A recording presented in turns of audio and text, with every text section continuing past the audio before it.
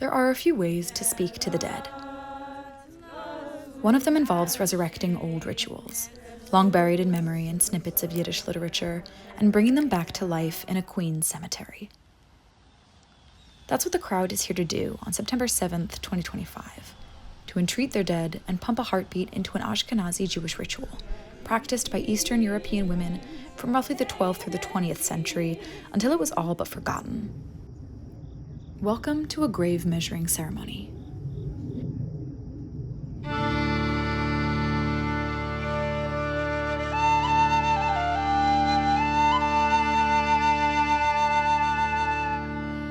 This event was run by the Shamir Collective, a network of Jewish educators and spiritualists, and hosted by Sarah Chandler. It was also co-sponsored by the Workers' Circle. Founded in 1900, the Workers' Circle is a social and economic justice organization with a deep history of activism rooted in Jewish values.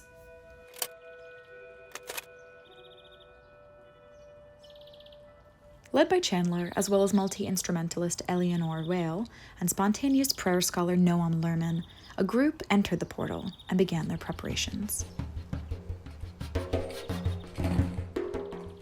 Most of what's written in English about grave measuring can be traced back to one scholar, Annabelle Gottfried Cohen. You know, when I first heard of these practices and started looking for more examples, I assumed I was looking for witches.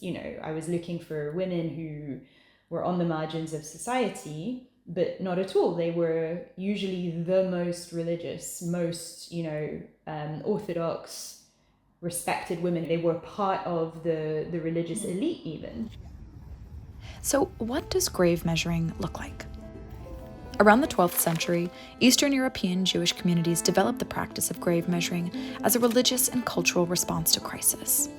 Women, known in Yiddish as Feldmestrin, professional ritualists and cemetery measurers, would use a homemade thread to trace the grave of an ancestor to ask for their help. For a personal crisis like a sick child or difficult birth, a single grave might do. But for collective trauma, like plague or war, they would measure the length of the entire cemetery. See how that's going? God, my God.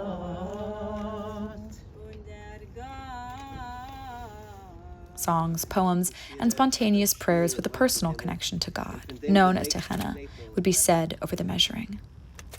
The Feldmestrin would then wind the string and make it into the wick of a candle. When burned, these soul candles would release the prayers to the dead.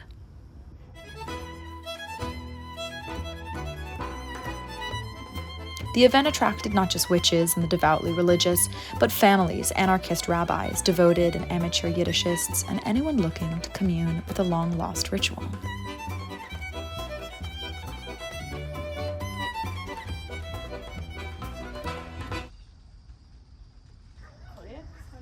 Just kind of the folklore, witchy tradition that I've been uncovering through mostly male sources and the world of Kabbalah. I thought it would be cool to get a much more folk perspective, I guess, that's from women. Kabbalah, the mystical philosophy based on Jewish lore, is an established esoteric framework based on 10 core principles that center on the idea of an infinite God beyond human comprehension. But folk traditions, like grave measuring here, evolved separately out of unique embodied rituals passed down generation to generation, often between women or family units rather than religious authorities.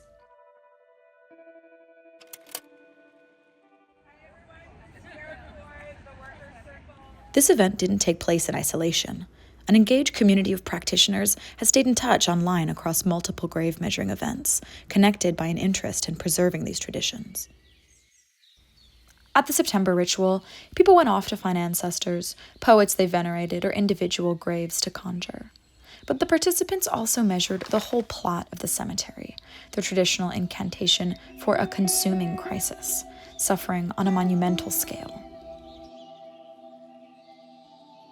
If you really think about it, Tchinas have always been political in a way, because the people that prayed and wrote them were living in times where they were oppressed, they were marginalized.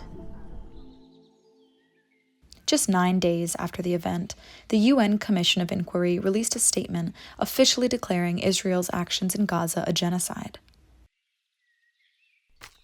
For many participants and facilitators, this ongoing context has deeply informed how they mourn and how they beseech their dead. I've noticed, in the past 2 years, Jews of different political opinions, like we seek to claim a heritage. These rituals, we actually talk to them. We talk to our ancestors, and we don't even need to agree with them. I can turn to my ancestors and ask them to look at the parallels between the way that Jews were treated historically and the way that Palestinians are being treated now, and I can ask them to see my perspective.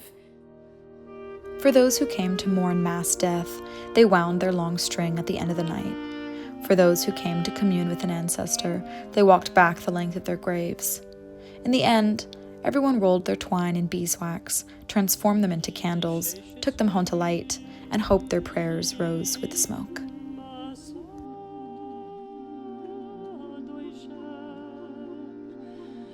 Shomer